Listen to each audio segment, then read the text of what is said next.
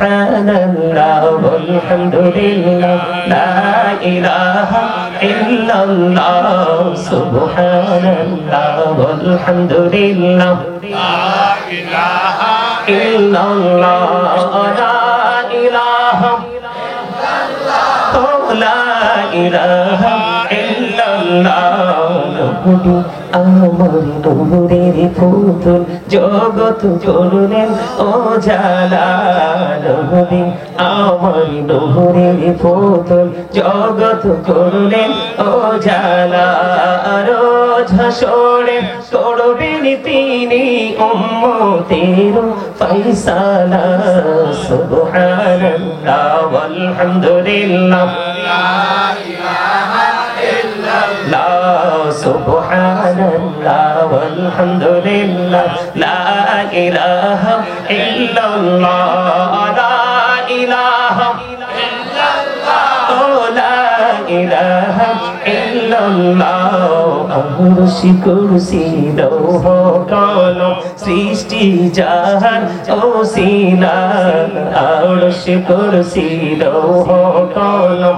সৃষ্টি জাহান ওসিলা জি আল্লাহ খুশি হইয়া দাম রাখলেন হাবিবুল্লাহ সুবহানাল্লাহ ওয়ালহামদুলিল্লাহ মহব্বতে লা সুবহানাল্লাহ ওয়ালহামদুলিল্লাহ লা ইলাহা ইল্লাল্লাহ লা ইলাহা ইল্লাল্লাহ লা ইলাহা লা ইলাহা ইল্লাল্লাহ মুহাম্মাদুর রাসূলুল্লাহ সাল্লাল্লাহু আলাইহি ওয়াসাল্লাম জোরে জোরে বলুন আলহামদুলিল্লাহ। এখন ওই কর্নারে কাঙ্ক্ষিত আওয়াজ আমি পাই নাই, তাহলে আমি আরেকটু ওয়াজ করি। আমার আলোচনার বিষয়ের বাইরে ওয়াজটা হলো খুব গুরুত্ব দিয়ে শুনবেন। সম্মানিত উপস্থিতি, আমরা যে এতগুলো মানুষ এখানে বসেছি, আমাদের নাম কি? আলাদা আলাদা বলি যদি আলাদা আলাদা করে বললে আলাদা আলাদা মানুষ, তাই তো? কি আলাদা আলাদা মানুষ। এই মানুষের ইংলিশ হলো কি? ম্যান অথবা পারসন। আর আল্লাহর কোরআনের ভাষায় আরবিতে কি বলা হয়? কখনো কখনো আল্লাহ বলেছেন ইয়া আইয়ুহান নাস, কখনো কখনো বলেছেন ইয়া আইয়ুহাল ইনসান। মানুষের মিনিং তো বুঝতে পারছেন? ওয়ার্ড মিনিং বুঝছেন? আচ্ছা, এটা হলো কি? এই যে বাহিরের মানুষ, মাথা থেকে পা পর্যন্ত বডি স্ট্রাকচারটা, এটা হলো এই মানুষ। কিন্তু এই মানুষটা আসল নয়। এই মানুষটাকে যে মানুষটা পরিচালনা করছে, এই মানুষটা আছে আপনার আমার ভিতরে। কোথায় বুঝবেন? একদম বি কেয়ারফুল, ভেরি অ্যাটেনটিভলি আপনারা শুনবেন মন দিয়ে। এই মানুষের ভিতরে আরেকটা মানুষ বসবাস করে, সেটাকে আল্লাহর কোরআনের ভাষায় বলা হয় রূহ। ইংলিশ এটাকে বলা হয় সোল, বাংলাতে এটাকে বলা হয় আত্মা। আল্লাহ বলেছেন ক্বালির রূহু মিন আমরি রাব্বি, first tense, present tense, future tense. Say the soul is the order of my Lord. আল্লাহ বলেছেন এই রূহটা, আত্মাটা হলো জাস্ট আল্লাহর একটা ওয়ার্ডার, আল্লাহর একটা নির্দেশ। এটা আত্মার দেহের কিন্তু মরণ হয়। আপনাদেরকে একটা এক্সাম্পল দেই, আমরা কিন্তু অনেক শুনেছি ডেড বডি, শুনিনি জীবনে? অসংখ্য গণিত বার শুনেছি ডেড বডি, কিন্তু ডেড সোল বলতে আমরা কোনোদিন শুনি নি। কারণ আত্মার কোনো ক্ষয় নেই, আত্মার কোনো বিনাশ নেই, আত্মার কোনো মরণ নেই। এটা শুধু প্লেসটাকে চেঞ্জ করে, স্থান পরিবর্তন করে। আলমে আরোহা পাস্ট টেন্স, পৃথিবী আপনার আমার মাঝে প্রেজেন্ট টেন্স, ভবিষ্যৎ বর্ধকি জীবন ফিউচার টেন্স। ঠিক কি না? আমরা কিন্তু ফার্স্ট টেন্স ছেড়ে এসেছি, এখন প্রেজেন্টে দাঁড়িয়ে আছি, অপেক্ষায় আছি কিসে? ফিউচারের। এখন ফিউচারে যাওয়ার পরে আপনার আমার কি বাজার নিয়ে যেতে হবে না? এই কারণে নিয়ে যেতে হবে, রাসূল আমাদেরকে সাবধান করেছে। কি করেছে? আল কবারু রাওজাতুম মিন রিয়াদিল জান্নাতি হুফরাতুম মিন হুফারিন নার।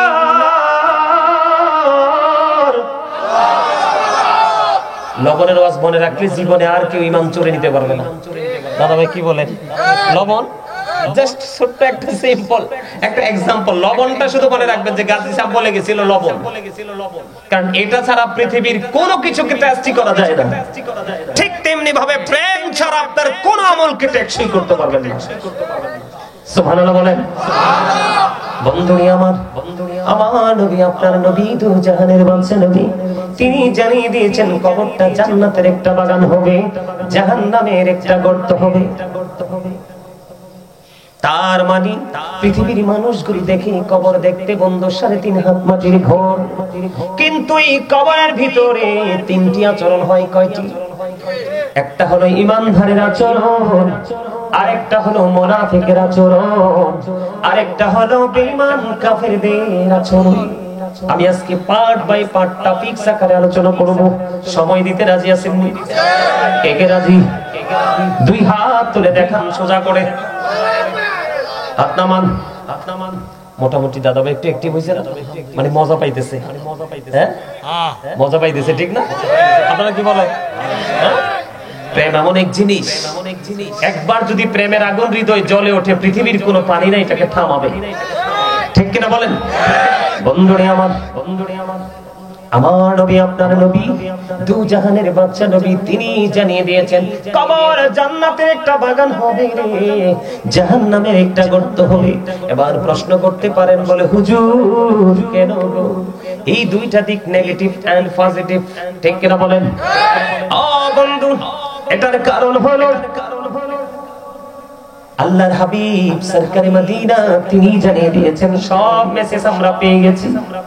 যারা জিকির করে তারা হলো জিন্দা, আর যারা জিকির করে না তারা যদিও শারীরিক গঠন প্রণালীতে জিন্দা, আদতে তাদের আসল মানুষটা মরা। কথা বলেন না কেন?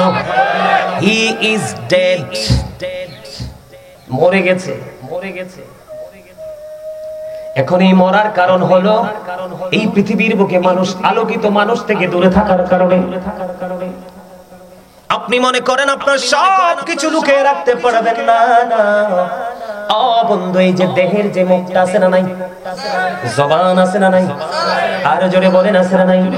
ও ভবানীপুর গাগুটিয়া ভবানীপুরের আমার ভাই বাবারা, হৃদয়ের জানালা করে বন্ধু তোমরা শোনো, এই যে জবান কথা বলার জন্য দেয়নি, বুট বাদাম খাওয়ার জন্য দেয়নি, বিয়ের বাড়ি গিয়ে সুস্বাদু খাবার খাওয়ার জন্য দেয়নি রে, শপিং মলে গিয়ে কোলাহল পরিবেশে গিয়ে অপ্রাসঙ্গিক অগ্রহণযোগ্য কথা বলার জন্য দেয়নি। আমার আল্লাহ ডেকে ডেকে বলে রে, আল্লাহ বলে বান্দারা সাবধান হয়ে যাও, আমি তোমাদের এই জবান দিয়েছি তোমাদের আমার জিকির করার জন্য।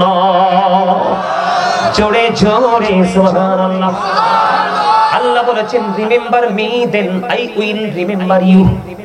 আল্লাহ বলেছেন remember me then I will remember you. তোমরা আমাকে স্মরণ করো, আমি তোমাদেরকে স্মরণ করব। ফাযকুরুনি আযকুরুকুম। জোরে জোরে বলুন আল্লাহু আকবার। এবার প্রশ্ন করতে পারেন, হুজুর জিকির কেমন করে করব? ও বন্ধু, তুমি কোন অজুহাত দিয়ে বাঁচতে পারবা না।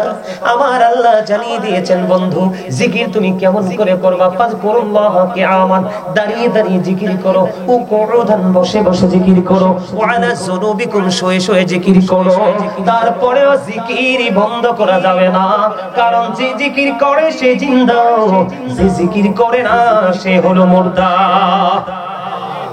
আল্লাহু আকবার বলেন। ইয়া আইয়ুহাল্লাযীনা আমানু যকুরুল্লাহা যিকরান কাসীরা ওয়া সাব্বিহুহু বুকরাতাও ওয়া আসীরা। জোরে জোরে বলেন আল্লাহু আকবার। আল্লাহ রাব্বুল আলামিন কোন বেঈমান কাফেরকে ডাক দেয়নি, আল্লাহ ঈমানদারদেরকে ডেকে ডেকে বলেছেন তোমরা বেশি বেশি করে আল্লাহর জিকির করো, সকাল টু সন্ধ্যা আল্লাহর পবিত্রতা ঘোষণা করো। জোরে জোরে সুবহানাল্লাহ। জিকির বন্ধু দুই ভাবে করা যায়, জবান দিয়েও করা যায়, অন্তর দিয়েও করা যায়। আমার নবীজি বলেছেন এমন ভাবে জিকিরটা করবা মানুষ দেখলে যেন তোমাকে পাগল বলে। অন্তর দিয়েও করা যায়, জবান দিয়েও করা যায়, তবে জবান এবং অন্তর দুটো মিলে যে জিকির হয় এটার চাইতে উত্তম আর কোনো জিকির হতে পারে না। এই পৃথিবীর যে কোনো জিনিস ময়লা পরিষ্কার করার একটা উপকরণ আছে। আমার নবী জানিয়ে দিয়েছে মানুষের মনের ঘরের ময়লা দূর করার উপকরণ হলো ওই মাওলার জিকির। জোরে জোরে বলেন না সুবহানাল্লাহ। বন্ধুরে আমার, আপনাদেরকে বলি, আজকে আপনারা এখনো পর্যন্ত এই যে একজনের পর একজন প্যান্ডেলে মানুষ ঢুকতেছে, তাদের যে বড় বন্ধু খুশনসিব, তার কারণ তারা আসলে মাহফিলে আসে না, তারা মূলত আসতেছে আমার মাওলার দিকে। আবু হুরায়রা রাদিয়াল্লাহু তাআলা আনহু থেকে হাদিসখানা বর্ণিত, আমার আপনার প্রাণের নবী জানিয়ে দিয়েছেন। ওই হাদিস শরীফটা অনেক লম্বা, যেহেতু হেঁটে হেঁটে আসতেন এই জন্য এই জায়গাটা একটু বলে দেই একটা অংশ হাদিসের। আমার নবীজি জানিয়ে দিয়েছে, উম্মতেরা রে, তোমরা যখন আল্লাহর দিকে জিকির করার জন্য হেঁটে হেঁটে আসো, আমার আল্লাহ তোমার দিকে দৌড়ে আসে।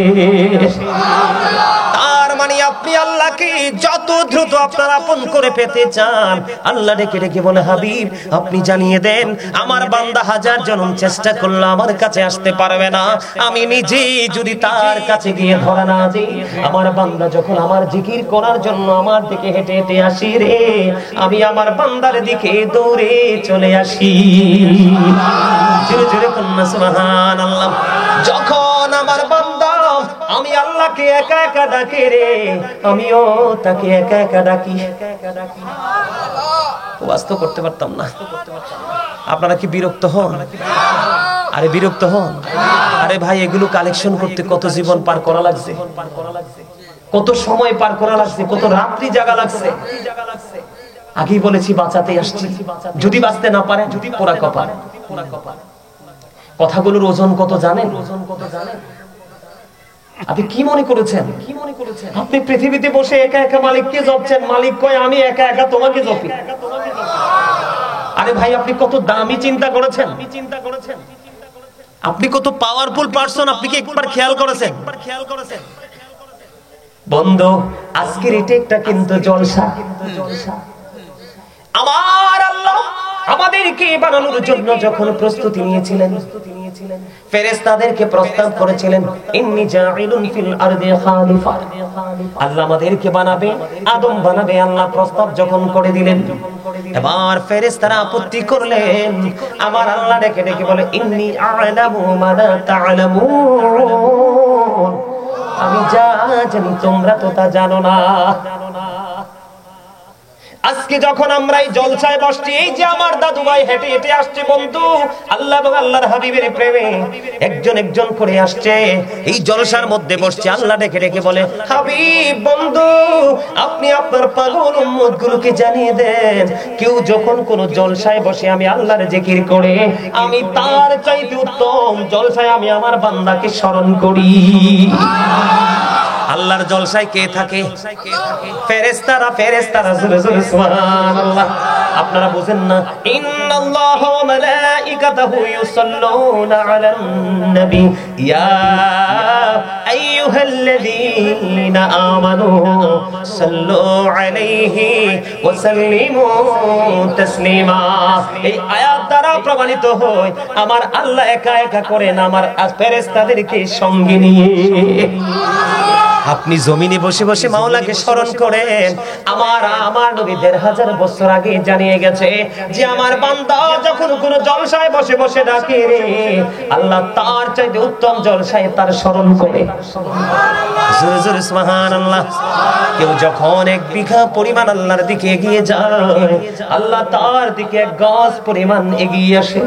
কেউ যখন আল্লাহর জিকির করতে, যেমন আজকে আপনাদের বাড়ি থেকে বন্ধু অনেক মানুষ হেঁটে হেঁটে আসতেছে, কেউ যদি ১ বিঘা পরিমাণ হেঁটে হেঁটে আসে, আল্লাহ তার দিকে ১ হাত পরিমাণ এগিয়ে আসলে আল্লাহ বান্দার দিকে ২ হাত পরিমাণ এগিয়ে আসে। বান্দা যখন হেঁটে হেঁটে আসে, আমার আল্লাহ বান্দার দিকে দৌড়ে এসে আপন হয়ে যায়। এটা একটা পুরোটাই বন্ধু একটা হাদিস। জোরে জোরে কন্যা সুবহানাল্লাহ। আমি এই জিকির নিয়ে আর ওয়াজ করব না, আপনাদেরকে যতটুকু বোঝার যারা বিবেকবান বুঝে গেছেন, ঠিক কিনা বলেন? আমি এখনো আমার মূল ওয়াজে ঢুকতে পারিনি। বন্ধুরে আমার, এবার আপনার মধ্যে প্রশ্ন জাগতে পারে, বলে হুজুর জিকির কাকে বলে বুঝতে পারিনি। ও বন্ধু, জিকির শব্দের অর্থ হলো স্মরণ করা, ইংলিশে যেটাকে বলা হয় রিমেম্বার। বন্ধুরে আমার, সুবহানাল্লাহ বল আল্লাহর জিকির, আলহামদুলিল্লাহ বল আল্লাহর জিকির, আল্লাহু আকবার বল আল্লাহর জিকির, লা ইলাহা ইল্লাল্লাহ বল আল্লাহর জিকির। কাউকে ভালো কাজের জন্য ডাকা, এটাও জিকির।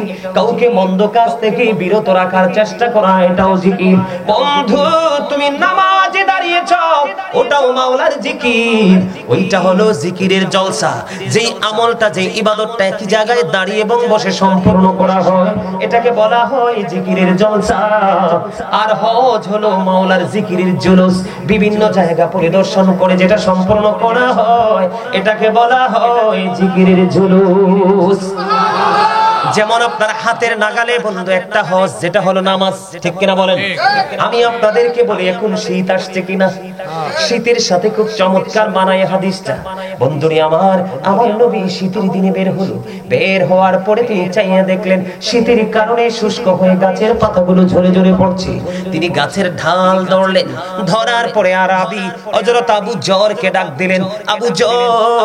আবু জর উত্তর দিলেন, লাব্বাইকা ইয়া রাসূলুল্লাহ, আমি হাজির। ইয়া রাসূলুল্লাহ, ইয়া হাবিবাল্লাহ, নবী, প্রাণের নবী গো, আমি তো হাজির। নবীজি ডাক দিয়ে বললেন, রে আবু জর, ওই গাছের দিকে তাকায়া দেখো, শীতের কারণে শুষ্ক হয়ে গাছের পাতা যেমন করে জোরে জোরে পড়ে, ঠিক তেমনি ভাবে আমার উম্মত গুলো, আল্লাহর বান্দা গুলো একনিষ্ঠতার সাথে একাগ্র চিত্তে তাকওয়া নিয়ে যখন একটা রাকাত নামাজের মাধ্যমে আমার মাওলার কদমে যখন তার পবিত্র কপালটা ঠেকিয়ে দেয়, সিজদা করে দেয়, ওই শীতের দিনের গাছের পাতা যেমনি জ্বরে গাছটা শূন্য হয়ে যায়, ও বন্ধু, বসন্ত আসার আগে আগে নতুন পাতা গজিয়ে গাছটা আবার অপূর্ব সুন্দর উপর হয়ে যায়, ঠিক কিনা বলেন? আমার নবীজি বলেছেন, নামাজ যখন পড়বা এমনি ভাবে তোমার জীবনের গুনাহগুলি ঝরে যাবে রে, যেমনি ভাবে শীতের দিনের গাছের পাতাগুলো ঝরে যায়। তবে ওই নামাজ পড়বা যেই নামাজে আমার মদিনাওয়ালা আছে। আমার নবী ছাড়া নামাজ পড়লে লাভ হবে না, আমার নবী ছাড়া রোজা রাখলে লাভ হবে না, কোরআন তেলাওয়াত করলে লাভ হবে না। তার প্রমাণ বন্ধু, নবীকে আঘাত দিলে আল্লাহ আঘাত পায়, আর যে আল্লাহকে আঘাত দেয় তার ঠিকানা হলো জাহান্নাম। You have to go to hell without লিল কাফিরিন। মুমিন কখনোই বন্ধু আল্লাহকে কষ্ট দিতে পারে না, কষ্ট দিবে মুনাফিক আর বেঈমানেরা।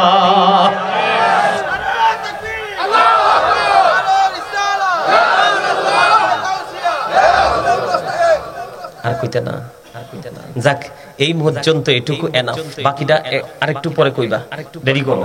আলহামদুলিল্লাহ বলেন আরো জোরে, আরে আরো জোরে কয় না, আরে আরো জোরে। এই জবানের হক তো দিতে হবে, আদায় করতে হবে তো, বাঁচতে পারবেন না তো, যাবেন কোথায়? আসতেছি, আস্তে আস্তে ঢুকতেছি, বুঝবেন পৃথিবী কি, পরকাল কি, এটা বুঝাবো আজকে আসছি এর জন্য। আলহামদুলিল্লাহ বলেন।